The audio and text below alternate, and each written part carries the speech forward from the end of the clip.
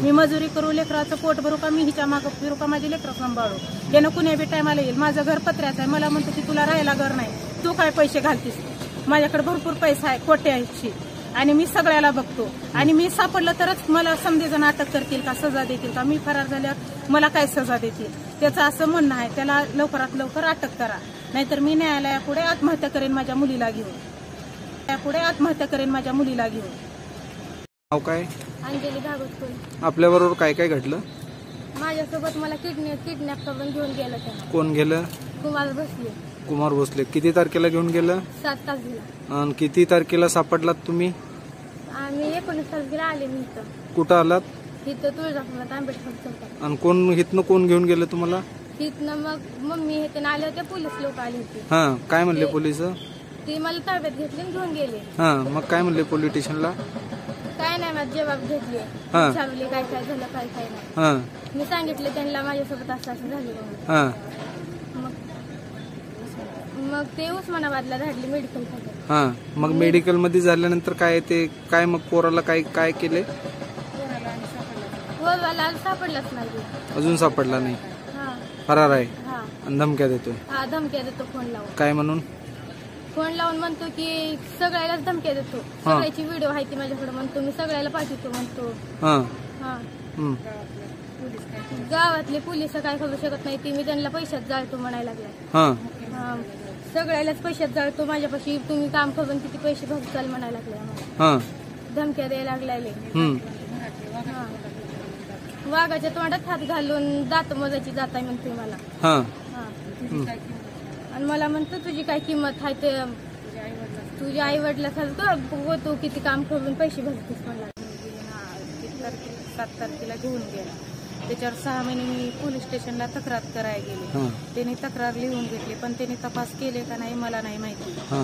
ज्यावेळेस माझी मुलगी मला फोन लावली त्यावेळेस मी पोलिसाला कन्फर्म केलं. मग इथं तुळजापूरमध्ये बोलवलं. मग त्यांनी मुलगी ताब्यात घेतली. मग पुन्हा मला 2-3 दिवसांनी पुन्हा त्याचा फोन आला. मी मुलीचं मेडिकल ते सर्व करून घेतलं. पुन्हा त्याचा फोन आला.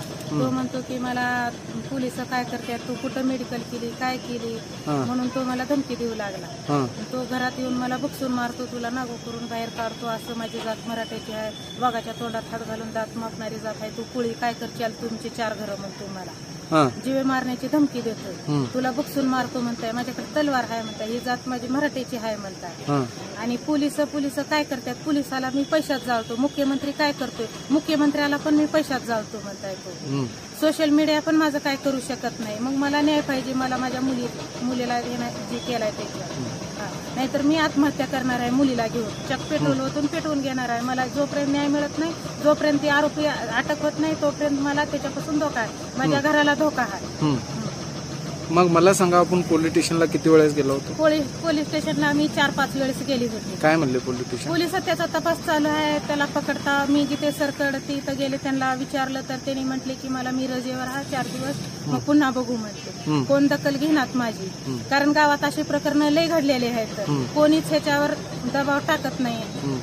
मग माझ्या मुलीसोबत घडले ते इतर मुलीसोबत घडायला नको. मला आणि माझ्या मुलीला न्याय पाहिजे. मला सांगा, आपण महाराष्ट्राच्या मुख्यमंत्र्याला काय सांगता?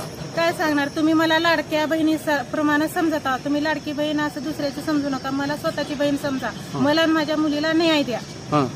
जर न्याय नाही भेटला तर मी आत्महत्या करेन माझ्या मुलीला घेऊन, पेट्रोल ओतून जाळून मरेन न्यायालयापुढे. जी घटना माझ्या मुलीसोबत घडली, इतर घटना कुणासोबतही घडू नये, कारण माझी बारकी पण मुलगी आहे 9-10 वर्षाची. आज हिच्यावर लोकांनी नजर टाकल्या, 37 वर्षाच्या मुलाने हिच्यावर हे केलाय, उद्या त्या पण मुलीवर लोक नजरा वाईट टाकाय कमी करत नाही. मग मला न्याय पाहिजे. जी माझ्या मुलीसोबत घडली ती इतर गावातल्या कुणीही मुलीसोबत घडू नये.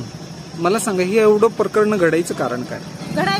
कारण की तो गावामध्ये ते तसंच करताय, उत्तून माजून गेल्यासारखं.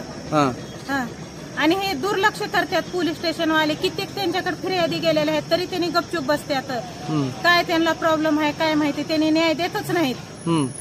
तिथून पुन्हा मी उस्मानाबादला आले, ते कोणीतरी कोणतं आहे इथं डिवायजी काय तिथं पण आले, तिथं पण विचारलं, त्यांना पण बोललं, तर त्यांनी पण हा तपास करू म्हटले, ते पण तिकडं गप्पच आहेत. मग ह्यानं काय करलेलं आहे मला माहिती नाही, पण मला न्याय पाहिजे ह्यानं, कारण हे पैसेवाला आहे, मी गरीब हा, रोज मजुरी करून खाणार आहे. मी मजुरी करू, लेकराचं पोट भरू का, मी हिच्या मागं फिरू का, माझी लेकरं सांभाळू. यानं कुण्या बी टायमाला येईल. माझं घर पत्र्याचं आहे, मला म्हणतो की तुला राहायला घर नाही, तू काय पैसे घालतीस. माझ्याकडे भरपूर पैसा आहे, कोट्याची, आणि मी सगळ्याला बघतो. आणि मी सापडलं तरच मला समजेजण अटक करतील का, सजा देतील का. मी फरार झाल्यावर मला काय सजा देतील, त्याचं असं म्हणणं आहे. त्याला लवकरात लवकर अटक करा, नाहीतर मी न्यायालयापुढे आत्महत्या करेन माझ्या मुलीला घेऊन. तो म्हणतो की मीडियावाला पण जावतो म्हणतो, मला अशी धमकी देतो की रोज फोन लावतो, सोशल मीडियावर फोन बोलतोय, झालं तर मी काय करतो बघा, करा, सोशल मीडियाला पाठवा म्हणतोय, झालं तर इंस्टावरून फोन लावून धमकी देतोय, सर्वाला ते फेसबुकवरून फोन लावतोय, सगळ्याला धमकी देतोय. त्याचं कारण त्याला अटक करा. हा, तेव्हा आम्हाला शांत झोप येईल, कारण माझं घर पत्र्याचं आहे. त्यानं कुणीही टायमाला पत्रे काढून घरात येऊन उपसून आम्हाला मारल्यास जिम्मेदार याचा कोण. पोलीस प्रशासन, मला न्याय पाहिजे, नाहीतर मी आत्महत्या करेन.